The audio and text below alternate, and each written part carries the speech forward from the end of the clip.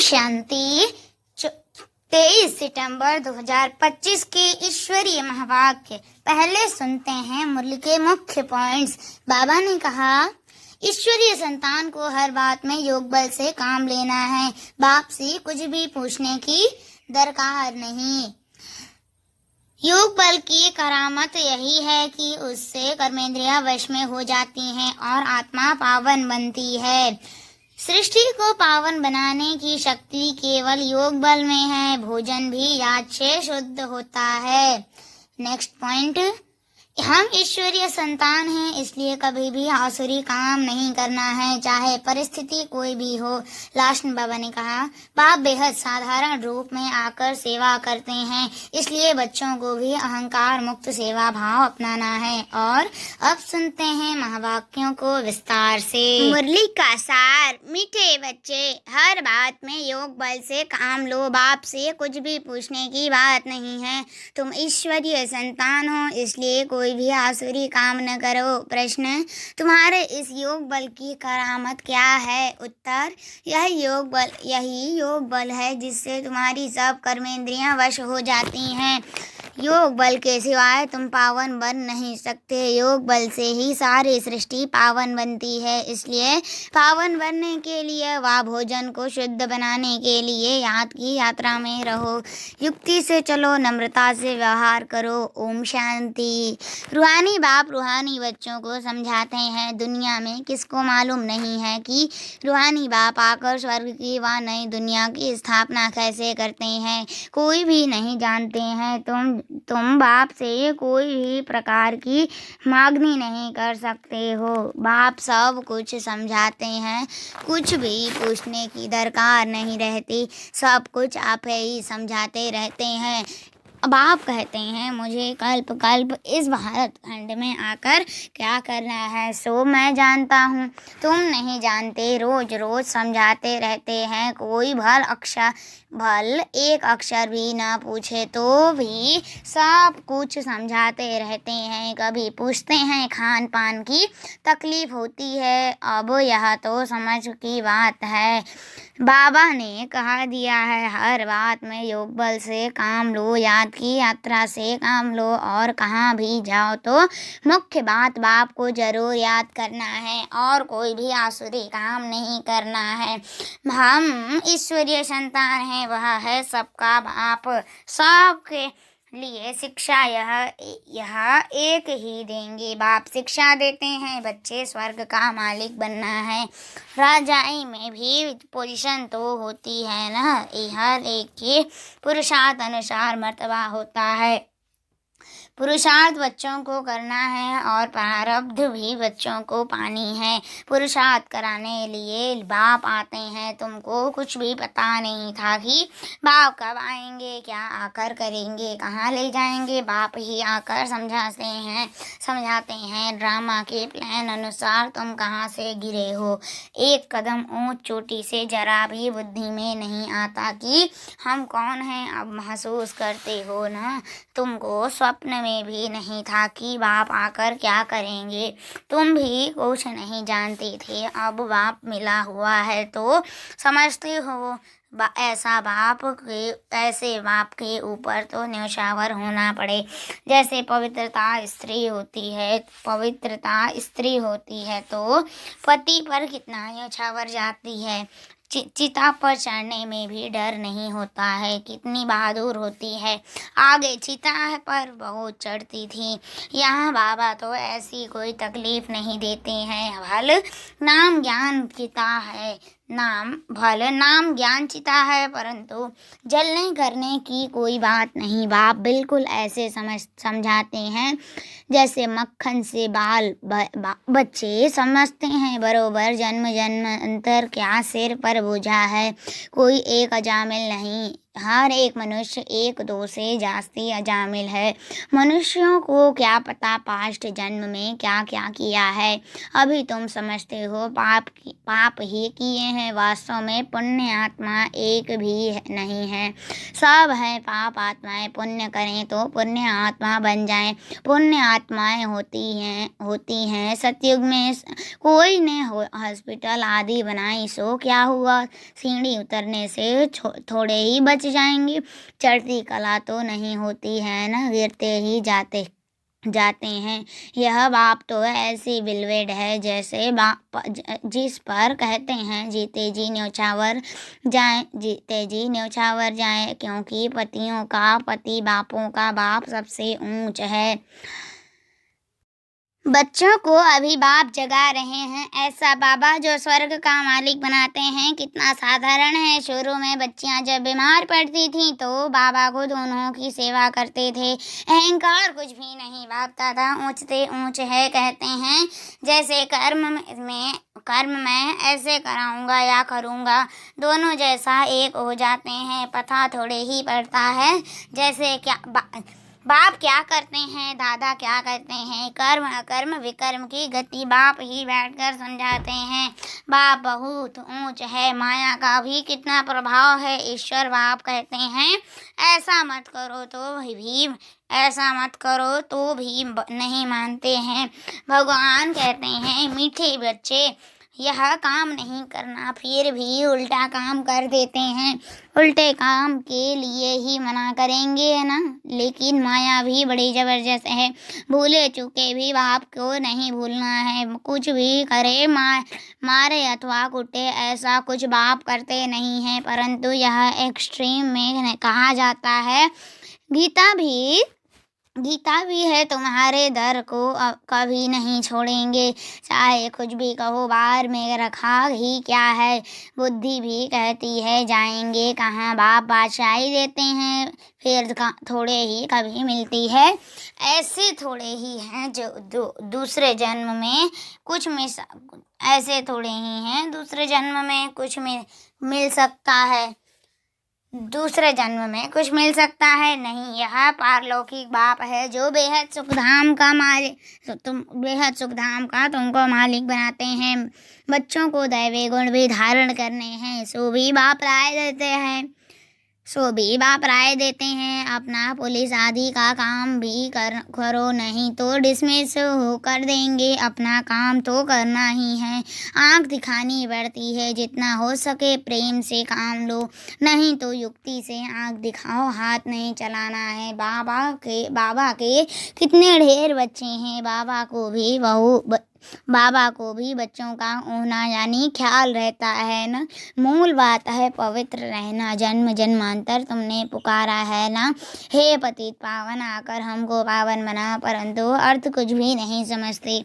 बुलाते हैं तो जरूर पतित हैं, नहीं तो बुलाने की दरकार नहीं, पूजा की भी दरकार नहीं।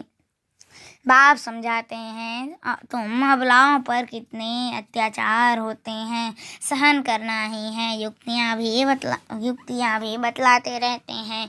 बहुत नम्रता से चलो, बोलो आप तो भगवान हो, फिर यह क्या मांगते हो। हथियाला बांधते समय कहते हैं मैं तुम्हारा पति ईश्वर गुरु सब कुछ हूँ, अब मैं पवित्र रहना चाहती हूँ, तो तुम रोकते क्यों हो। भगवान को तो पति पावन कहा जाता है ना, आप ही पावन बनाने वाले बन जाओ। ऐसे प्यार से नम्रता से बात करनी चाहिए। क्रोध करें तो फूल की वर्षा करो, मारते ही फिर अफसोस भी करते हैं। जैसे शराब पीते हैं तो बड़ा नशा चढ़ जाता है, अपने को बादशाह समझते हैं, तो यह विष भी ऐसी चीज है, बात मत पूछो। पछताते भी हैं, परंतु आदत पड़ी है तो वह तोड़ती नहीं है। एक दो बार विकार में गया बस नशा चढ़ा फिर गिरते रहेंगे। जैसे नशे की चीज़ खुशी में लाती है, विकार भी ऐसे हैं, यहाँ फिर बड़ी मेहनत है। सिवाय योग बल के कोई भी कर्मेंद्रियों के को वश नहीं कर सकते। योग बल की भी करामत है, तब तो नाम मशहूर है। बाहर से आते हैं यहाँ योग सीखने, शांति में बैठे रहेंगे, घर बार से दूर हो जाते हैं। वह तो है आधा कल्प के लिए आर्टिफिशियल शांति, किसको सच्ची शांति का मालूम ही नहीं। बाप कहते हैं, बच्चे तुम्हारा स्वधर्म ही है शांत। इस शरीर से तुम कर्म करते हो, जब तक शरीर धारण न करें तब तक आत्मा शांत रहती है, फिर कहाँ न कहाँ जाकर प्रवेश करती है। यह तो फिर कोई सूक्ष्म शरीर से धक्के खाती रहती हैं। वह छाया के शरीर होते हैं, कोई दुख देने वाले होते हैं, कोई अच्छे होते हैं। यहाँ भी कोई भले मनुष्य होते हैं जो किसको दुख नहीं देते हैं, कोई भी तो बहुत दुख देते हैं, कोई जैसे साधु महात्मा होते हैं। बाप समझाते हैं, मीठे मीठे सिकलधे बच्चों, तुम 5000 वर्ष के बाद फिर से आकर मिले हो। क्या लेने लिए बाप ने बताया है, तुमको क्या मिलने का है? बाबा आपसे क्या मिलना है, यह तो प्रश्न है ही नहीं। आप तो हो ही हेवनली गॉडफादर, नए दुनिया के रचयिता, तो जरूर आपसे बादशाही ही मिलेगी। बाप कहते हैं, थोड़ा भी कुछ समझ कर जाते हैं तो स्वर्ग में जरूर आ जाएंगे।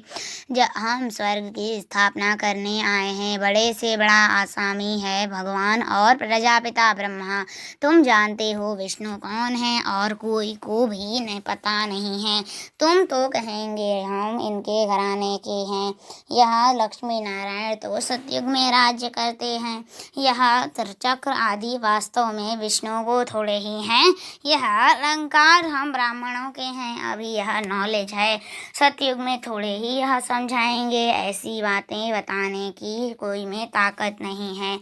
तुम इस 84 के चक्र को जानते हो, इनका अर्थ कोई समझ न सके। बच्चों को बाप ने समझाया है, बच्चे समझ गए हैं। हमको तो यह अलंकार शोभते नहीं, हम अभी शिक्षा पा रहे हैं, पुरुषार्थ कर रहे हैं, फिर ऐसे बन जाएंगे। सुदर्शन चक्र फिराते फिराते हम देवता बन जाएंगे। सुदर्शन चक्र अर्थात रचयिता और रचना के आदि मध्य अंत को जानना है। सारी दुनिया में कोई भी यह समझा नहीं सकती कि यह सृष्टि का चक्र कैसे फिरता है। बाप कितना सहज कर समझाते हैं।